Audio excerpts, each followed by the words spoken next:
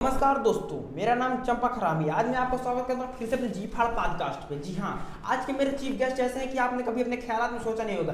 जी, अगर आप उनके बताए हुए रास्तों पे चलेंगे तो आप मर जाएंगे, तो आपका हत्या नहीं, वो बल्कि एक एक्सीडेंट कहलाएगा। मैं आपको उन कारनामों के सारे क्रेडिट देने वाले चीफ गेस्ट को बताता हूँ नाम। जी, द ग्रेट नितिन गडकरी।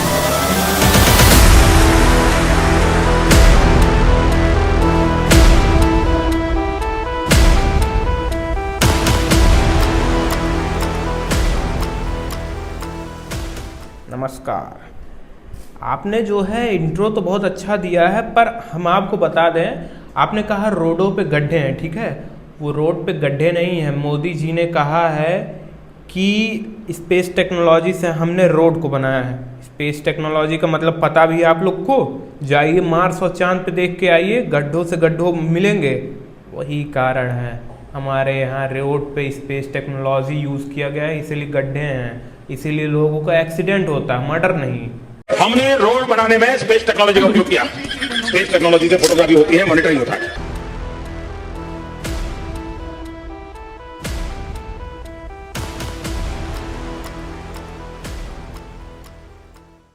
अच्छा, तो ये वही स्पेस टेक्नोलॉजी जिसकी मोदी जी के नेतृत्व में आप काम करते हैं, जिसका मोदी जी इतना बड़ाई करते हैं रैली भाषण में। वाह जनता, तुम सभी चूतिया हो जो कि आज तक स्पेस टेक्नोलॉजी का मतलब समझ नहीं पाए। सुन लो, आज नितिन गडकरी जी कितने अच्छे सारी चीज़ें बता दी, हमारे लिए कितनी सुविधाएं रखते हैं, और तुम लोग को लगता है घपलेबाजी कर रहे हैं। ठीक, झूठ बोलो, बार बार झूठ बोलो। ये बता दीजिए हमको कि E20 आप क्यों मिक्स करते हैं, मतलब कि आप पेट्रोल में इथेनॉल क्यों मिक्स करते हैं ऐसे। अब जैसा कि आप बात कर रहे हैं कि E20, तो आपको जैसा पता है कि हमने E20 का काम डेडलाइन से पहले ही कर दिया। वो हमारे आने वाले जनरेशन के लिए सबसे बड़ा योगदान देगा। अच्छा, तो आप मतलब हमारे आने वाली जनरेशन तक की भलाई सोच ली। वाह तुम्हारे जनरेशन या हमारे जनरेशन का हमने कब बात किया? हमारे जनरेशन का, हमारे बेटे का। भाई तुमको नहीं पता जो इथेनॉल की कंपनी है, इतना जल्दी हमने क्यों डेडलाइन पूरा कर दिया? इसीलिए ताकि हमें प्रॉफिट हो पाए। वो जो E20 का काम है पूरा हमारे दोनों बेटे देखते हैं, तो अब जाहिर सी बात है हमें डेडलाइन से पहले ही काम दे के कंप्लीट करना है, तो यही बात है। अच्छा, तो मतलब ये आपकी पीढ़ी का फायदा हुआ। और क्या, अब जनता के लिए कौन करता है भाई, वो स्पेस टेक्नोलॉजी में रहे। So if you look at the petrol consumption of India, considering the amount of ethanol we would require, the estimate comes to about 10.16 billion liters. And ethanol production happens from corn, wheat, rice and sugarcane. And out of these 4 crops, 3 crops are water guzzling crops. कैसे कैसे लोग रहते हैं यार यहाँ पर। अच्छा, देखा जनता आपने, ऐसे चूतिया कटता हमारी पीढ़ी दर पीढ़ी, हम गरीब हो। चूतिया किसको बोल रहा बे? जनता हमारी, हम उनके गुलाम है, हम उन्हीं के लिए काम कर रहे हैं, स्पेस टेक्नोलॉजी कर रहे हैं। जी, आप गुलाम है तभी तो आपकी पीढ़ी दर पीढ़ी विकसित होती जा रही है दिन पे दिन, और हम गुलाम बनते जा रहे हैं। यही तो नतीजा है आपकी गुलामी करने का। अच्छा, तो ये हमारा अगला प्रश्न है आपसे, जैसा कि आपका और मोदी जी का बहुत अच्छा संबंध, जो भी काम करते हैं उनके नेतृत्व में करते हैं। मोदी जी देश विदेश के दौरा करते हैं, तो आप उनके और अपने मोदी जी के और अपने बीच का संबंध एक बार हमसे थोड़ा खुल के बताएं। मोदी जी और हमारा तो भाई ऐसा वाला संबंध है, वो हमारे साथ कभी मार लेते हैं और वो कभी हम उनके साथ मार लेते हैं। हमारे क्या मार लेते हैं? अरे जो इथेनॉल होता है वही। अच्छा। इथेनॉल का दूसरा नाम वो होता है ना, बंटी बबली, तो वही। तो हुआ क्या कि हमारे मोदी जी का संबंध हर देशों से अच्छा है। अच्छा। तो एक बार ऐसा हुआ कि दुबई के जो प्रिंस हैं वो मोदी जी से कुछ डिस्कशन करने आए, तो उन्होंने कहा कि हमें मोदी जी आपसे एक चीज़ चाहिए, मना मत करिएगा। तो मोदी जी ने बहुत हैरानी से बोला कि भाई बहनों आपको क्या चाहिए प्रिंस से। तो दुबई के जो प्रिंस थे उन्होंने कहा कि हमें आपके नितिन गडकरी चाहिए 1 महीना के लिए। तो पता है दुबई के राजा, दुबई के प्रिंस हिंदुस्तान में आए थे। मैं, मोदी जी, हम सब मंत्री 3-4 एक टेबल पर बैठे, हैदराबाद हाउस में। तो दुबई के प्रिंस ने मोदी जी को कहा कि हमारे लिए एक एहसान कर दो। बोले आपको क्या चाहिए? तो बोले 6 महीने के लिए नितिन गडकरी को दुबई के लिए एक्सपोर्ट कर दो।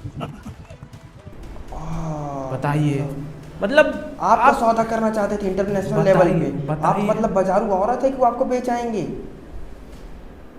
तुम अपना शब्द संभाल के नहीं बोल सकते। अच्छा, बाजारू औरत का मतलब हमें आपका सौदा क्यों कर रहे थे वो दुबई में, अरे बताइए। भाई वो हमें चाह रहे थे इसलिए कि हम जाके वहाँ के मतलब रोड का स्पेस टेक्नोलॉजी के साथ संबंध जोड़ रहे। ओह अच्छा, मतलब आपको काम करने के लिए वो दुबई बुला रहे थे वहाँ के प्रिंस।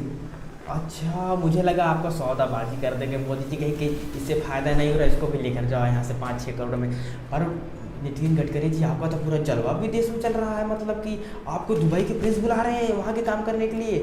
और मेरा दोस्त का पिछले साल ही प्लेसमेंट लगा था, इंजीनियर है वहाँ पे, वो तो झक मार देगा फिर। मैं क्या करूं, फिर जॉब छोड़ दूं? अरे वहाँ की इंजीनियर तो क्या बोले, गाली नहीं देना चाहिए पर गाली निकल एकदम चट हैं। चट मतलब समझ रहे हो ना? हाँ तो वही। तो अब हमारे यहाँ की इंजीनियर को देखिए आप, स्पेस टेक्नोलॉजी से रोड बनाते हैं और फिर उसके बाद जो है, अब ये बताइए आप, थोड़ा बीच का बात है, पास आइए। जैसे है क्या कि हमारे यहाँ बजट तो पास होता 5,000 करोड़ 500 करोड़ ना, उतना थोड़ा नहीं होता है। तब कितना? अरे वो ज़्यादा से ज़्यादा 20 करोड़ 10 करोड़ का होता है।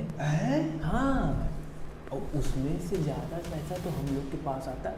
ये बताइए मत, ये अपने अंदर की बात है, अंदर की बात है। अगर आप नहीं बताएंगे तो आपको भी हम तो मतलब ये काम भी आपने तो मोदी जी के नेतृत्व में ही किया होगा। जी, अरे उन्होंने ही तो कहा है कि नितिन गडकरी जी आप रोड बनवाइए, पर उसमें से हमारा भी हिस्सा होना चाहिए।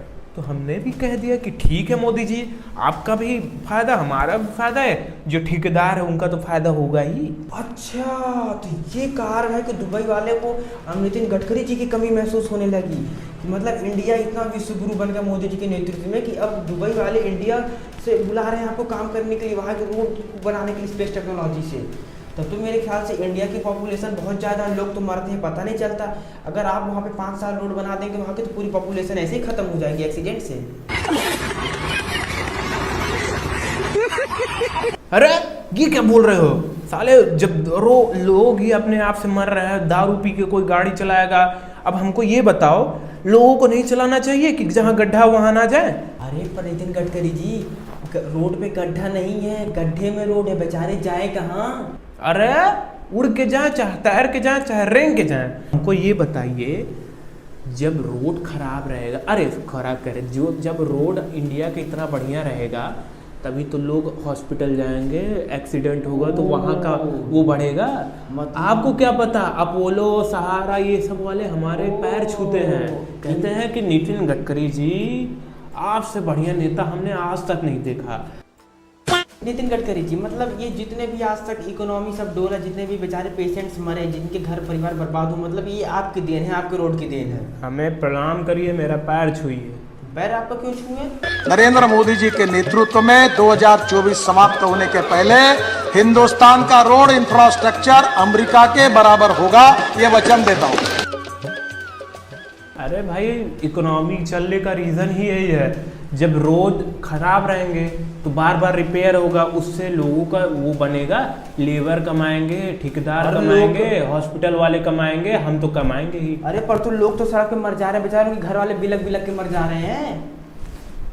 मरने से क्या होता है यार, कुछ नहीं, लोगों की जनसंख्या ही कम होगी ना, उससे क्या। अरे ये कैसी बातें कर रहे हैं आप तो नितिन गडकरी जी। यार एक चीज़ बताएं, तुम यार एंटी नेशनलिस्ट हो। हम एंटी नेशनलिस्ट और क्या, ये सब फालतू हम एंटी नेशनलिस्ट और क्या, मतलब रोड पे जो लोग मर रहे हैं उनकी बात करें हम एंटी नेशनलिस्ट और क्या। ये जो आर्गुमेंट करने वाले लोग हैं ना, हाँ, ये सबसे देश में एंटी नेशनल।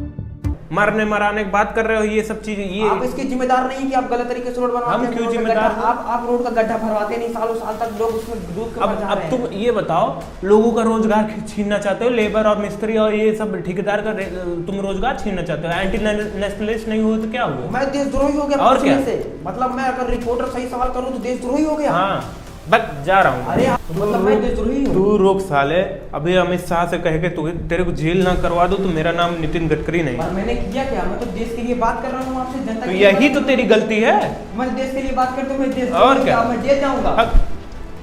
अरे तो देख रहे हैं आप जनता, आपको अगर सही सवाल पूछने नेताओं से तो हमको देशद्रोही बना दिया जाएगा, जेल भेजने की बात की जाएगी। बताइए अब आज जैसे आधुनिक भारत में मोदी जी के राज में हम क्या किसी से सही सवाल भी नहीं कर सकते हैं? बताइए, हम देशद्रोही हैं, आतंकवादी हैं, जो हमको अब जेल जाना पड़ेगा? ठीक है, मिलते हैं सच्चाई के साथ नेक्स्ट वीडियो में।